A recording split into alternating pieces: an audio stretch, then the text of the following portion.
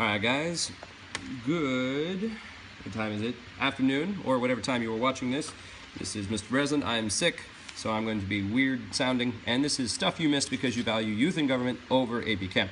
Okay, so we were talking about titrations, and we had done strong acid, strong base, we had done weak acid, strong base, and so we have to do a couple of these. So there'll be some problems on here, so if you want to actually work out the problem yourself, then hit pause at some point, and then yeah, otherwise we're just going to go through it. I've already worked it out. I'm just going to be highlighting some stuff. So here, first one, if I titrate 50 mils of 0.100 molar HCN with Ka value of 6.2 times 10 to the negative 10th with 0.100 molar NaOH, what's the pH at the equivalence point? So if you want to actually do it, hit pause. If not, here it is. So to first find out, we have to first find out what volume of NaOH we used. So we're going to use the molarity of acid times the volume of acid equals molarity of base times volume of base.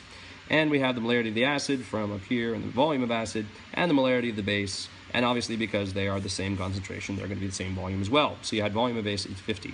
That'll become important later on because you have a total of 100 mils, a total of 100 mil solution. So we look at what is in solution at the equivalence point. And at the equivalence point, we had 50 mils of acid and 50 mils of base, and we had equal concentrations of each. So at the equivalence point, you have water and you have sodium cyanate. So the sodium ion, this is soluble, so it breaks apart. The sodium ion does nothing, it's just sitting around. It's the cyanate ion that actually does anything. So now, because it was 0.100 before, and now there is 100 mils of stuff, now it has dropped by half, and so now it is only a 0.050 molar cyanate ion. Now that is a weak base. Why is it a weak base? Because it was the conjugate base of a weak acid. HCN is a weak acid, which means that its conjugate base is going to absorb hydrogen ions to some degree. Where's it going to get the hydrogen ions? It's going to get them from the water. So we have the CN minus, and it is 0.050 molar. And the water we don't count because it's a liquid, and there's 0 and 0 of that. And then we work it out the same way we do all ice boxes. Now, it gives us the Ka value here at the beginning, but we don't want the Ka value, we want the Kb value, because this is the base. This is acting like a base right now. So to get Kb value from Ka value, we use this equation, Ka times Kb equals Kw. So Kw is always 10 to the negative 14th, and the Ka was 6.2 times 10 to the negative 10th. So we put those two over each other, and we solve for Kb, which is 1.612 times 10 to the negative 5th. So we put that over here, and we put our equilibrium concentrations of our stuff, and we get x squared over 0.050 minus x, which was this, and we super hope that the x is negligible when subtracted from 0.050. So when you solve for x, you get 8.98 times 10 to the negative 4, and that is the OH minus concentration. That is this, the OH minus concentration. Sorry, I'm going to cough from time to time, because, yeah, I am. And so the POH, based on the OH concentration, is 3.047. And so when we add 14 to that, because the pH plus the POH equals 14 always, then the pH is 11.0. And it's a good idea to keep at least 1 decimal point for the pH when you are actually answering this on the AP test. They usually won't count sig figs when you're doing a pH thing, because sig figs when you do a logarithm are weird. So, okay. So that is how to do that problem. That's what I gave as a warm-up on Thursday. All right, the next problem is a little bit harder. The next problem is a little bit harder, and that's this problem, because the volumes are not the same, so the concentrations are not going to be the same. So yeah. So the next problem, I titrate 80 mils of formic acid, which is HCO2H, with a Ka value of 1.77 times 10 to the negative 4, with 0.0885 molar NaOH. I find that it takes 58.6 milliliters to reach the equivalence point. And there's a difference between the equivalence point and the end point, which I'll talk about a little bit later when we talk about indicators, but don't worry about it for now. All right. Well, first of all, what is the concentration of formic acid, which is what you're usually trying to do when you try to figure out, when you're trying to do a titration. And then second of all, what is the pH of the solution at the equivalence point? So we first have to figure out the concentration of the formic acid using the same equation that we were using before.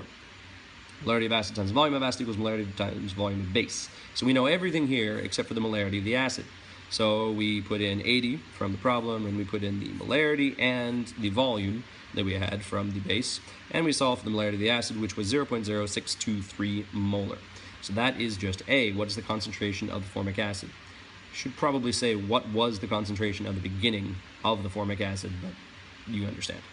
All right, though for B, this is the reaction that's going on. So we have HCO2H plus NaOH reacts to form H2O plus NaCO2H. And the water doesn't do anything. The sodium ions don't do anything. The only thing that does anything is the CO2H ion. And again, because it is the conjugate base of the weak acid, it itself is a moderately strong base. It's a weak base as well. So it's going to do something. So we had at the beginning 0.623 molar acid, and there was 80 mils of that, and there was 58.6 mils of the NaOH. Doesn't really matter what the concentration was. So at equilibrium, here was the original concentration of CO2H, and here is the diluted concentration. So we had 80 mils of it at the beginning, and we had total 138.6. We added these two together, so we have total 138.6 mils. So when you multiply by this ratio, we get the diluted one. Really, we're using the equation M of the, can you even see that? Yeah. M1 times V1 equals M2 times V2, where we have the molarity times the volume of the concentrate, which was this, equals molarity times the volume of the dilute. And so the volume, this 138.6, is really this volume, so we divide both sides by that volume, so we get M1 times V1 over V2 equals M2. So that's really what we've done here, and that equals the molarity of the dilute. So that is the concentration we put into this equation. Again, it is the base. It's acting like a base. It's absorbing hydrogen from water. And so that is the concentration we start with. We have none of those. And so we do minus x and plus x and plus x. And then we find Kb again, just like we did last time. Here's the Ka from the problem up here. It gave you the Ka. So here's the Ka. And we know Ka times Kb is Kw. So Kb is Kw divided by the Ka. And Kw is always the same. It gives you that on the equation sheet on the, equation sheet on the AP test will give you that on there, and this equation as well. And so we find Kb is 5.65 times 10 to the negative 11th. And we put that over here, and we substitute our x times x, which is x squared, and we put that on the bottom because it's always products over reactants. We get x equals 1.425 times 10 to the negative 6, and that is equal to the OH minus concentration. So the POH is 5.846, and if we add 14, or we subtract that from 14, we get 8.154, and again, it's a good idea to keep at least 2 sig figs, keep 1 decimal point, 1 place past the decimal point on pHs, so I'd round it to 8.2. Yeah, there's a complex way to do sig figs with logarithms, but I don't want to talk about it right now, so there it is. All right, there is that one. If you didn't understand, I'll go over again right now. Just put rewind. Okay, so anyway, rewind, yeah, because it's like a VCR. Yeah, just click, slide the bar back, It's like down here, slide something, I don't know. All right, so anyway, so we talked about already strong acid, strong base. Excuse me. Coffee.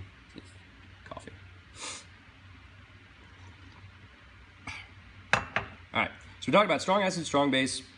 We talked about weak acid, strong base. We have not yet talked about weak base and strong acid. Now, somebody in class, I forget who, asked about weak base, weak acid, and they won't give you one like that. So I have never seen one. I can imagine what would happen, but doesn't matter. It would be, yeah, it would be weird because you'd have both conjugate bases in there at the same time, and so then the pH of the equivalents would have to be, yeah, it'd be too complex to do, so whatever. Okay, so let's say that we have a weak base with a strong acid. We have 100 mils of 0.050 molar NH3, that's a weak base, with a strong acid, 0.10 molar HCl. And the Kb this time of this thing is 1.77 times 10 to the negative 5. So because it is a weak base, it's going to start with a high pH. It's going to start with a pH up here somewhere in the 11 to 13 range, depending on how much of the base and how concentrated. So the pH, as you titrate, is going to go down, and it's going to have its equivalence point just the same way. It's just going to go down. And here's the reaction that's going to go on. Now, I didn't give you the volume of acid that you would need. You would actually need 50 mils because it's twice as concentrated as this, and so you need half the volume. And we're using the same molarity of acid times the volume of the acid equals molarity of the base times the volume of the base, and yeah, you put those in there, and you can solve for volume, and it's 50 mils. All right, that becomes important because we're going to need it for the dilution over here. So the the reaction that's going on is the NH3 plus the HCl. So the NH3 is a base, so it absorbs the hydrogen ion from HCl and forms NH4 plus Cl minus. Now you could put this together in an ionic compound, but really it's soluble, very soluble, because NH4 is very soluble. So it's going to break apart, and it's the NH4 that is going to do anything. Cl minus is the anion of a strong acid, so it is an extraordinarily weak base. This is not going to absorb like the other weak bases did, like the other conjugate bases did in the weak acid strong base one. The conjugate base of a weak acid is a moderately strong base, but the conjugate base of a very strong acid like HCl is an extraordinarily weak base. It's still a base because everything's a base, everything can absorb hydrogens, but it's so incredibly weak that it doesn't matter. Okay, so we had 100 mils of this and we had 50 mils of that, which means that our total volume, when we're figuring out what concentration of this we have, our total volume is 150. So we're using kind of the same equation as we had before. So we originally had 0.05 molar NH3, and we have 100 mils of that, and we had 150 mils total. So our concentration of NH4 at equilibrium, at the equivalence point, is going to be 0.033 molar. That's going to be the concentration of NH4 plus.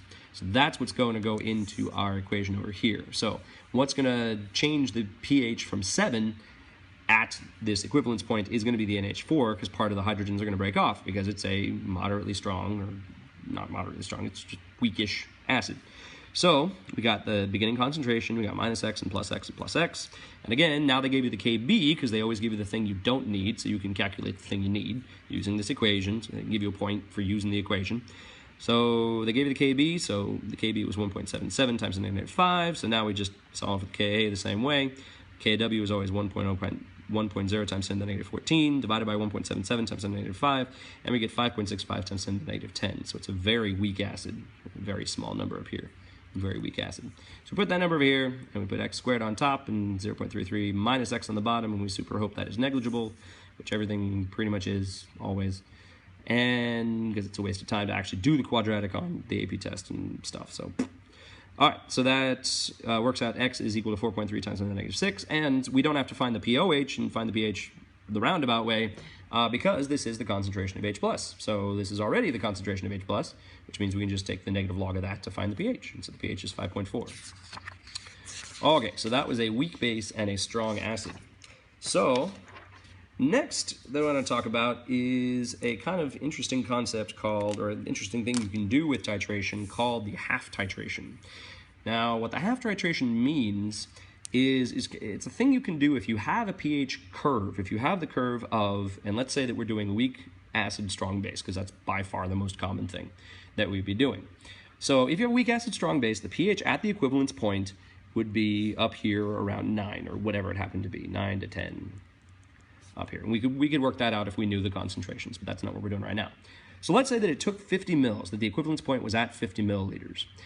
So at 50 milliliters, this reaction has gone forward entirely. So we're basically saying the concentrations of these two things are 0, and the concentrations of these things are really, really big. Really, the concentration of F minus of HF is not 0, because you can still use this equation, because it's still got the stuff in there, to figure out what the concentrations are. But if we look not all the way at the equivalence point, but we look back here at halfway to the equivalence point. And by halfway to, I don't mean halfway to in pH. So I don't mean if this was a pH of like 10, I don't mean pH 5 automatically. I mean halfway in the volume. So half of the acid has been neutralized. So right here at 25.0 mils. And this only works if you know the graph, because otherwise you don't know what the volume was and you don't know what the pH was at that volume. So let's say we have right here at 25 mils, we have a pH of like 3.14. So let's just say that's what it was. And they would have to give it to you on there. They probably wouldn't ask you to read it off the graph. So they'd have to give it to you on there, and they'd probably give you some other points as well just to throw you off from stuff, and they'd give you a whole bunch of the data. And the one that's halfway is the one you really want. Because at halfway, that means that the molarity of the HF is now equal to the molarity of the F minus, because half of this has reacted. Whatever the concentration was at the beginning, it doesn't matter what the concentration was. Since half of it's reacted and turned into F minus, we have the same concentration of HF as we do F minus. And if we have the same concentration of HF as we do F minus, and we put it in the Henderson-Hasselbalch equation, that means that these two are the same. So let's say that both of them were 0.033 molar. 0.033 molar at the halfway point. That means that both of these are 0.033 molar, which means that this term is 1, and the log of 1 is 0, so we can get rid of this term, which means that at the halfway point, the pH is equal to the pKa. And if you know the pH, you can know the pKa. So if you have the pH is equal to 3.14, then the pKa is also equal to 3.14. And if you know the pKa, you can take the Ka is equal to 10 to the negative 3.14. And you know from this the Ka is 7.2 times 10 to the negative 4. And that happens to work out that HF has a Ka of 7.2 times 10 to the negative 4. So you can actually determine the Ka value for a weak acid from a titration if you are doing the curve. If you're actually doing a titration curve, then you can find the Ka value for a weak acid. You can use that to identify the acid, or you can, whatever. They ask you to find the Ka value. All right, so that is just kind of a way you can use titration in another way that not everybody knows, and now you do. Okay, just a note before we go on to no, actually, let's go on, and then we'll come back to that. Okay, so the other thing I want to talk about is indicators. So an indicator is anything that changes color based on the pH of a solution. An indicator is always an acid or a base. Well, it is both. It's a weak acid that has some kind of Ka value. So the indicators that we know, phenolphthalein, and like bromothiamyl blue, and methyl red. There are dozens and dozens of indicators, and they all have different ranges at which they change, and that's why we need a bunch of indicators, because some titrations change at pHs. Their equivalence points are somewhere in the 9 to 10 range. If it's a strong acid, strong base, it's going to be somewhere in the right around 7, the 6 to 8 range, and if it's a weak base and strong acid, the pH at the equivalence point will be somewhere in the 5 to 7 range, even 4 to 6 range. So we need different indicators because they change colors at different pHs. Now, on the AP test, they might give you a list of these. They might say, okay, here's a titration curve, and it looks like this, and the pH at the equivalence point, and you find that the pH at the equivalence point is like 9.6 or something like that. And they say, okay, which of the following indicators is best for this titration, and explain your answer, or justify your answer. So they might give you a list of these, and they might give you the Ka values for each of these, or they might give you the pKa values, or if you're lucky, they will give you the actual pH ranges. So for phenolphthalein, the range of the pH is somewhere between like 8 and 10. For bromothiamyl blue, the pH is somewhere between 6 and 8, and for methyl red, it's about 4 to 6. So for this one, if they actually give you the pH range, then it's easy because 9 to 6, it must be in this range. So phenolphthalein, because phenolphthalein, it has the right pH range. They don't always give you the pH range. Sometimes they give you the pKa. Now the pKa for phenolphthalein is right in the middle of its range. So the pKa for phenolphthalein is about 9, right? So you can know what the range is from the pKa because the range is about plus or minus 1 from the pKa. So the pKa plus or minus 1 pretty much equals the pH range. So the pH range for an indicator is the pKa plus or minus 1. So 9 and the 8 to 10. And then this one, the pKa would be about 7. And this one, the pKa would be 5. Now, they may not give you the pKa, although that is the most common thing they'll give you. They might give you the actual Ka value, and you'd have to take the negative log of it. So this would be just 1 times 10 to the negative 9, and this would be 1 times 10 to the negative 7, and this would be 1 times 10 to the negative 5. So that is another possibility of what they could give you. They could give you those. Now, usually you're not doing what's called a potentiometric titration. A potentiometric titration is one where you actually have a pH meter in the reaction vessel itself, and you're monitoring the pH, and you're watching it go up, and you're creating the graph, or you're having some logger software actually create the graph for you. That's called a potentiometric titration. Normal titration, or an indicator titration, is where you actually have an indicator inside there. You figure out kind of what it should be, if it's a weak acid, strong base, or whatever, and then you look for a color change. Now, if you're doing an indicator, you're going to reach what's called the end point. The end point is right where that indicator starts to change color. So the end point is determined by an indicator color change. Now, we've been talking about not about the endpoint, but the equivalence point. The equivalence point, that is when you actually know the pH and know the scale on there. You can see the actual curve. Now, if you can see the curve and see the inflection, that is the equivalence point. Or if you know the moles of the acid and the moles of base, then you can know what the equivalence point is. So the equivalence point is determined by the graph or by stoichiometry. So determined by the graph or by stoichiometry.